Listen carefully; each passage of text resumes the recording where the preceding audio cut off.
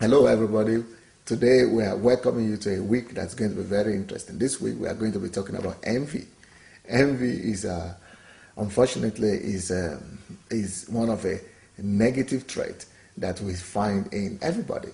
As long as you are carnal, as long as you live in the body, you have some negative things that we all have to fight against. And one of these negative qualities and traits of character is envy. And well, when I was growing up, I thought, what is envy? I never really came across it. But that was just for a while until I became successful. You see, when you become successful, you come to the limelight and you come to get to know what is envy very fast. Because of the limelight of our ministry and the success and everything, I became acquainted with envy in a big way. And it's normal. It's normal for you when you are successful to be envied by people who think they're better than you and they don't have the same results as you do. But the most important thing for us is that we don't fall into that trap of envying and living in envy against other people, because envy destroys. You see, one of the way envy works is that it's totally the direct opposite of love. Love works like a telescope. A telescope is what makes something, not reduces something in size. For example, if a loving person sees your weaknesses, it doesn't magnify it. It reduces the weaknesses and magnifies the major good qualities that you have. That's what a telescope is. A telescope reduces the size of your failures, of your insufficiency. It doesn't make a big noise out of your inadequacies. But envy, just the direct opposite. Envy, it works like a telescope. I mean, like a microscope. A microscope is what magnifies and increases the little things that are maybe not so good in your life, the failures of your life. What microscope does is that it increases it and makes it magnified to the world and blows your weaknesses and your failures to the rest of the world, because that is what envy is. Envy wants to kill you, wants to destroy you, and it's a terrible experience. So let's be mindful about and wash after our hearts and run away from envy. God bless. Hello, everybody. We continue our messages this week on envy. And yesterday I spoke about the fact that envy works just the opposite way that love works. Love magnifies the dignity of other people, while envy tries to diminish the dignity of another person. But then envy is a dangerous thing for any believer, for any person whatsoever. As a matter of fact, the person that envies suffers more than the person he envies. So if we have any form of envy in us, it's going to destroy us. So the major thing for us as a person, as an individual, is that we wash and look after our own hearts, that we don't have any trace or any traits of envy whatsoever. It's something that we must fight and cleanse our heart from, to make sure that we are happy for other people. And one of the reasons why envy is undesirable and dangerous to the person that envies is that envy doesn't enrich. Envy does not enrich anybody. Envy will suffocate you. Envy will cause dryness to come to your bones. Envy, it stripes you, it saps you of your energy. Envy saps you of your power. It saps you of your joy. Envy, when somebody begins to envy, it loses its joy. As soon as you allow envy to come to your heart, joy flies out of your life, because you cannot see anything good in any other person. You begin to notice and see only the things that are not the way you expected them to be. Even the good things that you have, the blessings that God has given to your life, you just stop noticing them because you are not happy about what is happening in the life of other people. Joy disappears, happiness disappears, pleasure disappears, and you just become miserable. And that it is one of the reasons for for depression. Many people are in depression because of envy. So let's run away from envy. Blessings. Good day, everybody. We continue our word today on envy, and we spoke yesterday that envy is what envy leads to depression and to other consequences that are actually too expensive for us to bear, too much for a person to cope with. You see, envy always works in two ways. One of the ways that envy works is that it targets other people. When you are envious of, you are always envious of other people. Definitely, you never envy of yourself. You never, you are nobody is envious of himself. You are only you are only proud of yourself. Most people are always proud of themselves, and we rejoice and we brag about ourselves. But when we see the success of other people and the achievements of other people, especially when that other person is always talking about his own successes and achievements, and when things are working out for him and not so well for us, and you feel that thing like a pain, that inconvenience, that some kind of no, the feeling that you don't want to talk about it. You don't want to talk about the victory of that other person, or you don't want to listen to it so much. Well, that is an indication that there is an envy there, because envy is always targeting another person. And the second aspect of envy is that when you target another person, you wound yourself. You see, envy is like shooting at another person. You decide to fire a gun, you shoot at another person, at somebody, but in the real sense, you get the wounds of your shooting. You shoot somebody, but it lands on you. Whenever anybody envies another person, you target them, but you actually sustain the injury, because the person you are envying, he doesn't really know that you are envying him most of the time. He's not even aware of it. He keeps on enjoying his life and what God is doing with him. But you feel the pain. You feel the pain because you feel the depression, the lack of joy, the fact that he's doing well and it's not working out for you. So envy kills the envier, not the person who is envying. Let's run away from envy so that we don't keep on shooting ourselves. Bless us. Hello, everybody. I'm happy to continue today with you on the message of this week. We're talking about envy.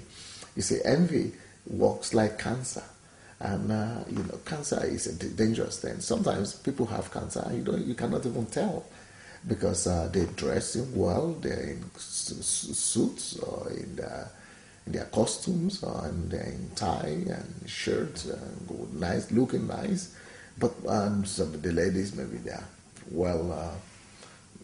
in good cosmetics and good hair dress or hairstyle, and but you don't really know what is going on inside the person. But that inside, something is eating that person up. That's the way cancer works. Cancer is a silent destroyer. Well, just like cancer is a silent destroyer, so also in the same fashion is envy.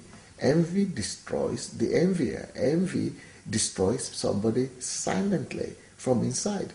We are lucky these days that while we're on earth, you cannot really read the thoughts and the mind of other person. You don't really know what other people are thinking in their mind and things like that. But in the real sense, when we get to heaven, we are going to be able to see through individual thoughts. We are going to be able to read the mind and the thoughts of each other. So, but while we are on the earth, people hide behind the fact that nobody knows what I'm thinking and nobody can read my thoughts, and so we pretend as if we are okay from outside, but really inside we are suffering from envy. So, but envy works like a cancer. It eats you up from inside. It's not eating up the person you are envying, but it eats you up. It destroys your person. It destroys all the qualities of life that you have in you. It destroys all the qualities of a human being that you have in you. You lose your health, spiritual health, and you lose your person just because of envy. So don't fall a victim of cancer through envy. God bless. Hello, everybody. We welcome you to another day of of the week when we're talking about envy. And today we're talking about the fact that envy has some children. Envy has some breeds, some seeds that come out of envy, the breeds of envy. The things that are related with envy, that sometimes we see the fruits of envy, we see the breeds of envy, but we don't normally know what that is. But we don't want to call it by its name. We don't want to call it envy. But whenever you see people taking pleasure in gossiping about other people and telling stories, especially negative stories about other people, that shows you there is envy there. So let's try our best to avoid negative backbiting and spreading bad rumors about other people, because the thing that is really behind backbiting and gossiping is envy. But apart from backbiting and gossip, envy also breeds hatred.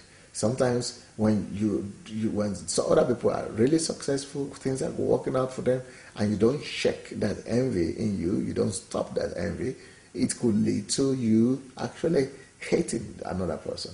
And hatred will lead you to some more serious things, more serious consequences. Because from hatred, envy will lead you to revenge. And even if the person doesn't hurt you or he has not offended you in any form, you feel like getting at the person. You feel like getting even at the person and trying to revenge or avenge for what you think the person has and you don't have, and trying to just get even at the person, even if the person has not done anything wrong. But you keep on saying whatever the person has done wrong. But that is even not the worst. Envy gets worse, and envy gives birth to, apart from hatred and gossip, or revenge, it goes to giving birth to death. And most people, if you go to prison, and if you, sometimes I had the opportunity to minister in the prison, you will be surprised at how many people are in prison because of envy. Envy led them to killing their spouses or their wives or their husbands or their relatives or their lovers or their boyfriends, girlfriends. Even death comes out of envy. So, that's one of the reasons why we must run away from envy, because it could make you a murderer. Well, God bless. Hello, everybody. We continue to speak on the subject of envy as we've started all this week. And I want to talk today about how to recognize if envy is coming to my heart, or if I am susceptible to envy. If envy is, if I am walking in envy and I don't even know it. I wonder that some people who have been listening to us this week might be thinking, maybe I have it, maybe I don't have it, but I think I don't have it. But you see, there is a breeding ground for envy, and the envy comes up in the life of a person, especially when you stop being grateful for what you've got. Envy starts at the point when you stop noticing all the blessings that you have. When you stop thanking God for what you have, then what happens is you begin to notice what other people have that you don't have.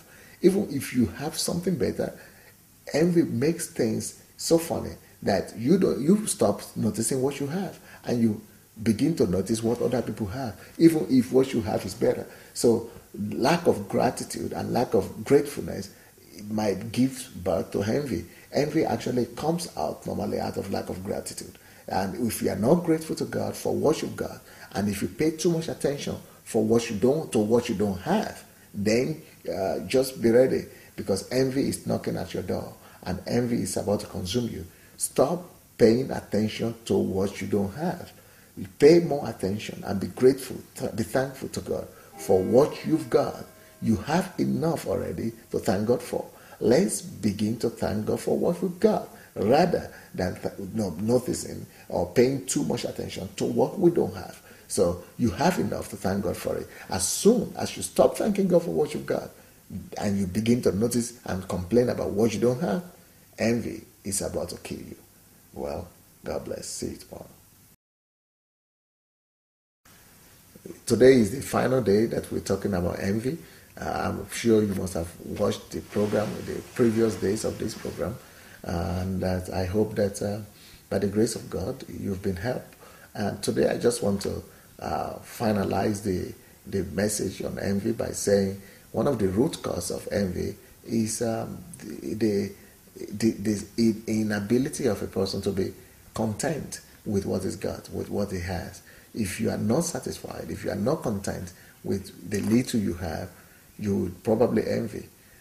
Discontentment will always lead to envy. You see, every one of us has got something that we should thank God for. We've got enough for which we should be grateful to God. We've got enough for which we should actually be busy praising God. And we've got enough to get us all busy fulfilling our purpose and destiny. But as soon as we begin to notice that, or complain that, well, I don't have this, I don't have that, that dissatisfaction itself, that discontentment in itself will lead us to notice that other people have got what we have, and what we don't have. And that, that unhealthy appreciation of other people's blessing would definitely lead to envy on our side, because we would begin to desire what belongs to other people. So the key and the healing to envy is contentment. Like the Bible says in the book of Timothy, that godliness and contentment, that is what could deliver us from the love of money. Godliness and contentment. And that's the same cure for envy.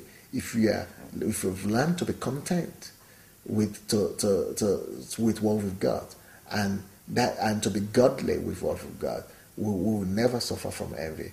So for us to not to suffer from envy and to be happy with our lives on a daily basis, we've got to be content. Learn to thank God for the little you've got, and not to pay attention to what other people have and that you like. Thank God for them. Thank God for God that has given them something and has given you something as well. That contentment and godliness will save you from all the evil consequences of envy. God bless.